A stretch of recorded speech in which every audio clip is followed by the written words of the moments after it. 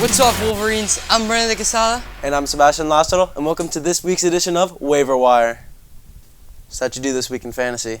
I lost, so I was going into Monday Night Football down 36 with Amon-Ra left to play. It was a possibility. He had 12 points in the first quarter, so he was on pace. But he scored 4 points the rest of the game, ended with 16. Just brutal. How about you? I lost this week by less than a point. He had 3 guys left, and I had 1. His 3 were Devontae Adams, Sam Laporta, and the Detroit defense. And he was down, I want to say 30. So I was feeling pretty confident. And I still had Josh Jacobs, who has been pretty bad this year, but still I thought he was going to at least get 10 points. And it was looking good. So I'm like, you know what? He's down by 10. I'm going to go to sleep, see how I wake up. I wake up, I lose by less than a point. And when I'm watching the highlights earlier, I see that Josh Jacobs fumbles after getting a 10-yard catch. And I'm just livid. And that's how I lost fantasy this week. Wow, I wouldn't wish that on anybody. And I had CeeDee Lamb's 41 points to help me out. Actually, the guy was playing bench CeeDee Lamb, so it would have been much worse if he played him. Really quick, though, before we get into our pickups and stuff, the trade deadline was today, and San Francisco just robbed Washington by trading for Chase Young with a third-round pick. I mean, I get he's injury-prone, but when he's healthy, he's a game wrecker, and putting him across from Nick Bosa, the 2 Ohio State studs, Bosa went the year before him, and those 2 were just such a dynamic duo in Ohio State. Bringing them back together, San Francisco is much more scary now. And you can't forget about the Bears grabbing Montez Sweat as well. I mean, that guy is also a monster on the D-line. So now, not only does Washington have almost none of their key defensive players, but now they're having Jonathan Allen, who's even more upset with the franchise after losing 2 more key defensive players. Yeah, I remember a couple weeks ago in an interview, Jonathan Allen was saying he was super tired of losing, and it's been the same thing for the amount of years he's been on the team. So frustration in Washington, not good for team morale. So yeah, and let's get right into the pickups. A lot of new people coming in this week and setting a nice tone. Who are you picking up? This week I'm picking up Jake Ferguson. After his great game last week, I think he's finally solidified his role into the Dallas offense. He had 4 catches and a touchdown at the very beginning of the game. I think there'll be plenty more touchdowns to come after that one. Who are you picking up? I'm actually picking up Will Levis. So he's the Titans' new starter.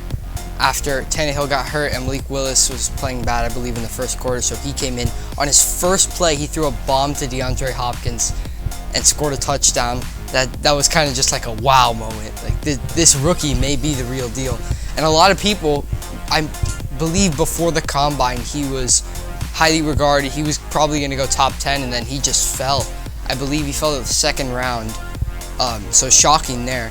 He had 238 yards and 4 touchdowns. 2 of those were to DeAndre Hopkins, so he's got a connection with him. And a lot of the stress of being a rookie is alleviated because he's got Derrick Henry in that backfield. So I really like Will Levis for the rest of the season. I'm probably going to pick him up myself. How about your sit? My sit this week is a bit of a controversial one. I have DJ Moore. Tyson Bagent looked very good in his first game, but last week against the Chargers under the bright lights of Sunday Night Football, he collapsed. I don't think he may have a bounce back game, but I don't think it's going to happen this week, especially against one of the top defenses in the Saints. And I think that they're going to be running the ball a lot more. So DJ Moore is not going to be getting a lot of looks this game. How about you? Yeah, it would make sense against a Saints defense like that. I wouldn't want to pass the ball either. So I'm actually sitting DeAndre Swift.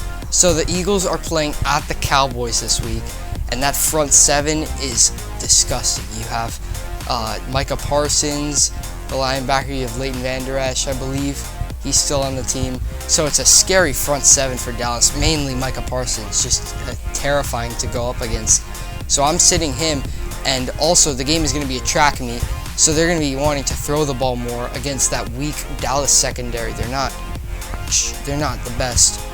So I would be throwing the ball to my star receivers such as A.J. Brown, Devontae Smith, and I wouldn't, if I were the Eagles, I wouldn't give the ball to DeAndre Swift, so I'm going to sit him. Who are you starting this week? Actually, I'm starting a wide receiver 3, which never happens. I'm starting Tyler Boyd. So the Bengals are picking up the pace. They just beat San Francisco 31-17, which shocked a lot of us. Actually, that's probably why San Francisco just traded for Chase Young, because I believe they've lost 3 in a row. So I'm starting Tyler Boyd. They're playing against the Bills this week. Their number 3 corner isn't very good, and their starting 2 corners are going to lock down Jamar Chase and T. Higgins. And those 2 corners are Taron Johnson and Tre'Davious White, 2 absolute studs at the corner position. And they can't really throw the ball deep to them because the safeties, you have Micah Hyde over the top. He's an absolute beast.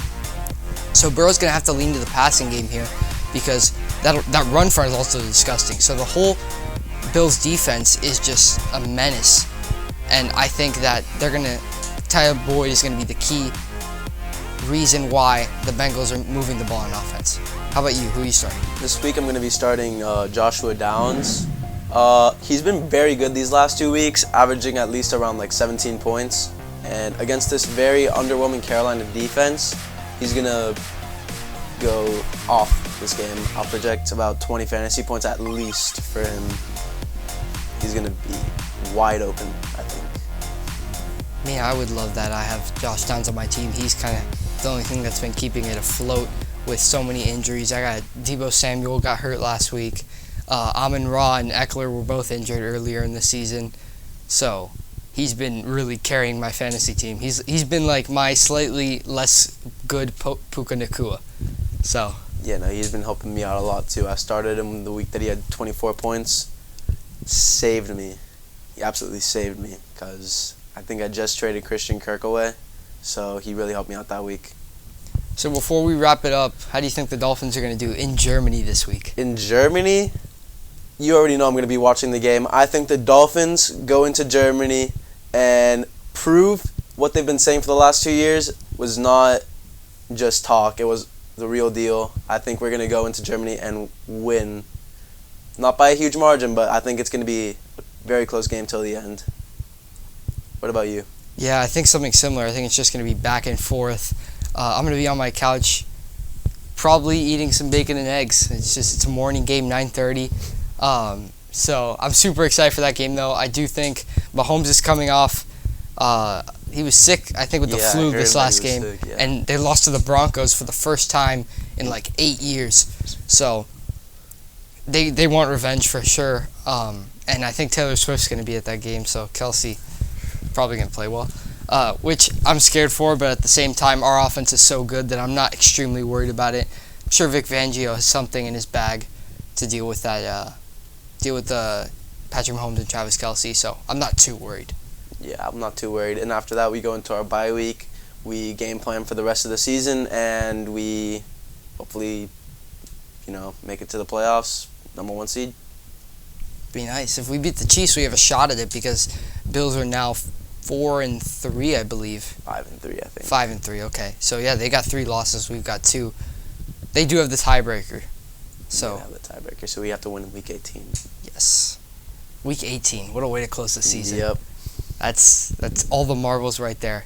Imagine if we both have the same record going into that game. And they have the tiebreaker. That would be a very important game for the Dolphins to win. Absolutely, for them too. And literally the seeding in the AFC may depend on it, because that could determine the 1 seed. Yeah, exactly. And the 1 seed is incredible. Actually, last year, both the 2 1 seeds were the ones that made the Super Bowl, the Chiefs and the Eagles. Well, that should do it for today's episode. I'm Brian De Casada. And I'm Sebastian Malacero. And stay golden, Wolverines.